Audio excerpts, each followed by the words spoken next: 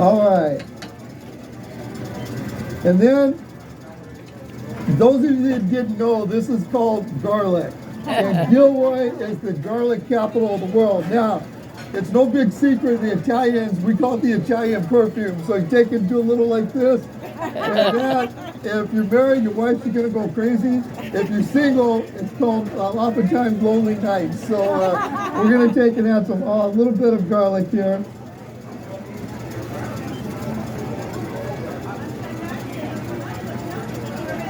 And about 2 tablespoons is good. And we don't want to burn it, so I just want to get a little bit of that sizzle there and kind of caramelize it just a tad bit.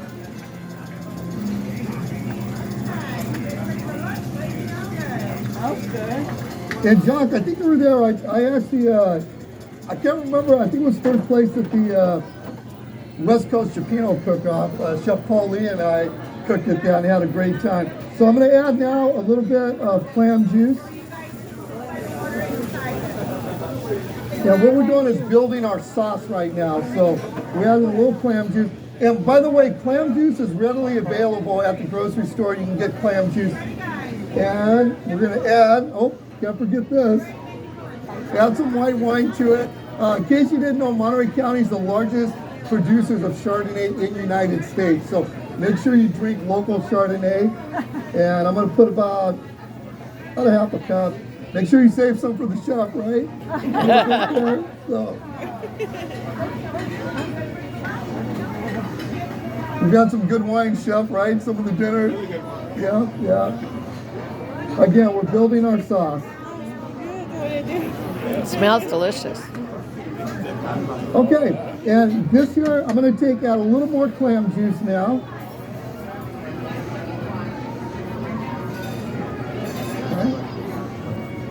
And this is going to give us our base for our shellfish. Now, the question was asked earlier, what goes in Chipino? Really just about anything. You know, it was really the catch of the day. Traditionally, it has involved clams, mussels, and we're going to start with these beautiful cherry stone clams. Now, it is super important to make sure that you always tap the shellfish. If it does not close, throw it out. That means that they're already dead. You want your shellfish to be live, so we're going to put these in because they'll take the longest to cook. And then we have Prince Edward Island mussels, so we're going to take out some of these. Again, want to make sure that they close.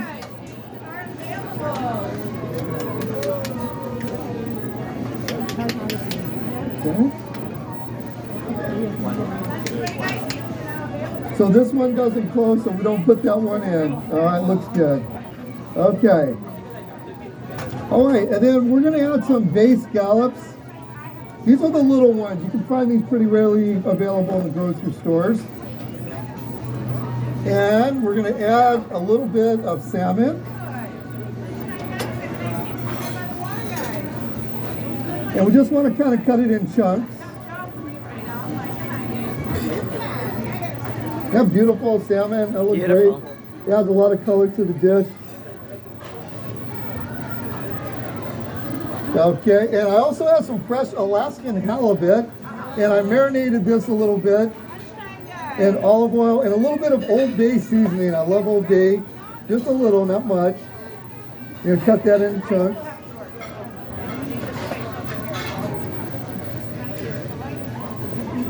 All right. We're not done yet. I also have local Monterey Bay rock cod. Gonna add some of that.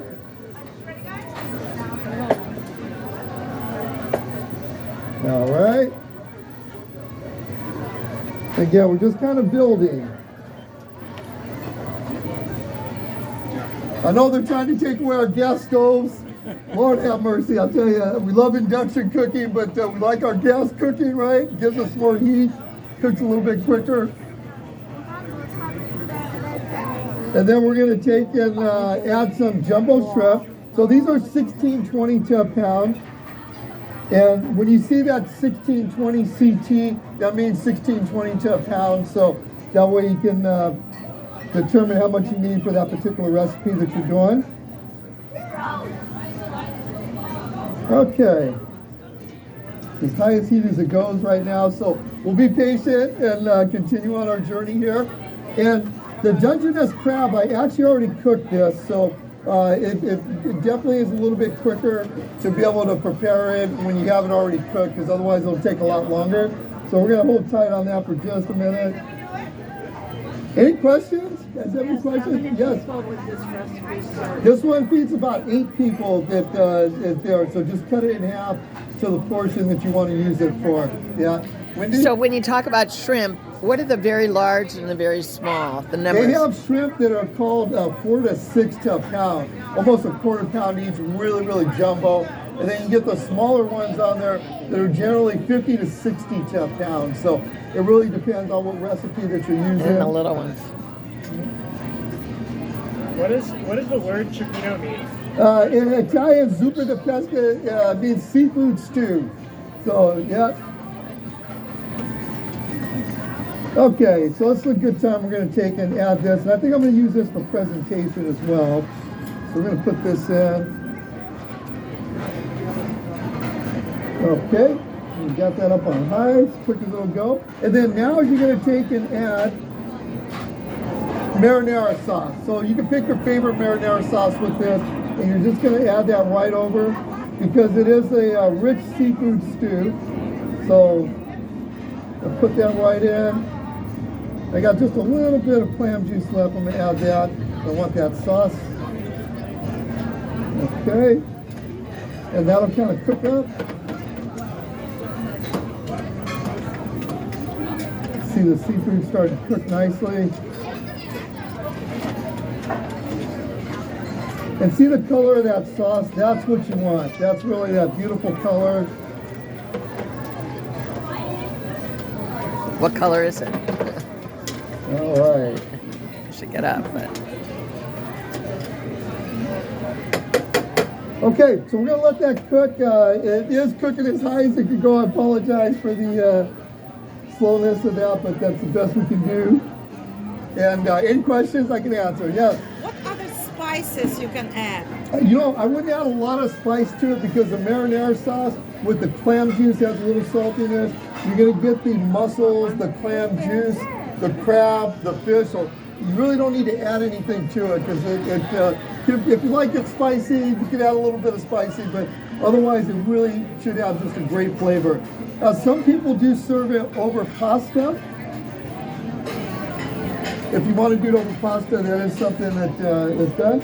And Isaiah says garlic. There you go.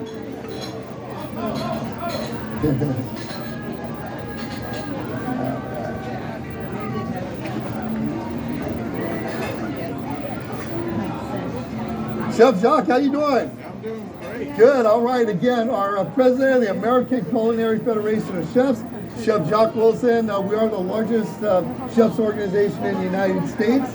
And a lot of great programs going on. Anything new going on with the ACF? Well, DC Merced has been doing a lot with kids lately. A lot for the kids. We've done something with the Boys and Girls Club. This month we're focusing on bringing the members back to the chapter. Great. Members out in the community again. Yeah, they've done some amazing events with, it's called Chef and Child, and they get the actual parents with the kids and teach them how to cook. They did a great event at the Boys and Girls Club that was really amazing. So check out the American Culinary Federation of Chefs if you get a chance. Okay, it's going to look good. can we see it when you have time? Yeah. I'm scared to get up. All right, and, you know, let me talk about growing up on the wharf. This is one of the only places that I've traveled all over the world, and this place here, you can actually walk in the different businesses and find the owners of the businesses running it. Great managers, but also the owners.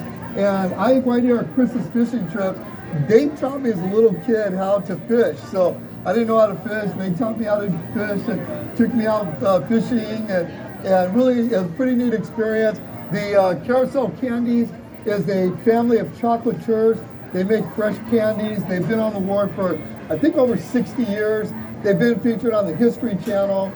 Whale watching, my oldest brother Benji started whale watching adventures 30 years ago in Monterey. that's become so hugely popular, especially as we're now a marine sanctuary. And there's so many great restaurateurs that have been down here for generations. So it is really a fun family place to be. All right, now it's starting to pick up, which is great.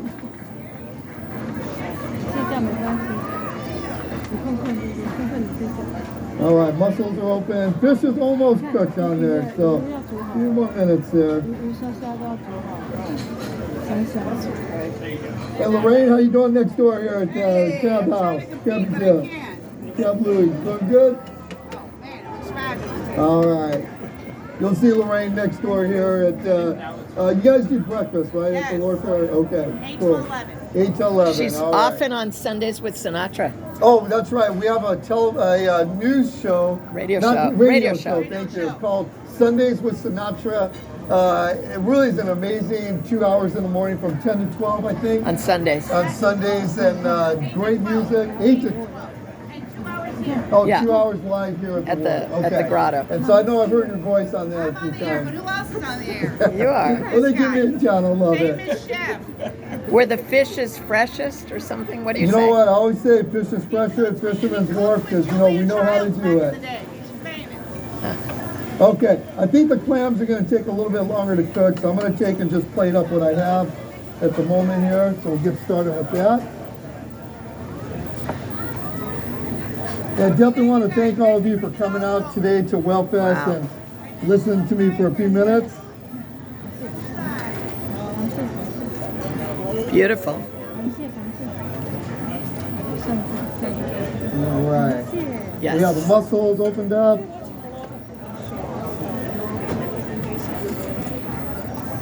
And this is a great, I think the one thing I didn't mention is you can see this is a one skillet dish. Literally, you cook everything right there, and it's good. You can put it right on the center of the table with your family, have a great meal with it. And remember, whatever the catch of the day is, so when you go buy fish at the grocery store, make sure that you ask what's fresh today. It doesn't always have to be what you particularly wanted, so look at what's fresh.